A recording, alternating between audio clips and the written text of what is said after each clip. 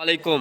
প্রিয় বন্ধুরা, দেশবাসী, আপনাদেরকে একটা কথা জানাতে চাইতেছি। আজকে কথাটা হলো কি, এটা আমার মনে অনেক দিন ধরে কথাটা প্রায় জাগরণ হচ্ছে, কিন্তু আমি কথাটা বলতে পারতেছি না। যে আজকে সাহস করে আমি এখন বলবো, কারণ তোমরা দেখো এই যে প্রায় সময় যে তোমাদের ব্রাজিল আর্জেন্টিনা এগুলো যে খেলা হয়, আমরা পতাকা লাগাই, প্রতিটা বাড়ির ছাদে ছাদে পতাকা লাগাই, তাই না?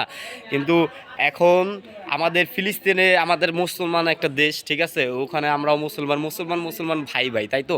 তো তারা এত যুদ্ধ করতেছে, করতেছে, আমরা পারতেছি না তাদেরকে সহযোগিতা করতে, কিছু করতে, কিন্তু মনের থেকে তো একটা সান্ত্বনা দিতে পারি।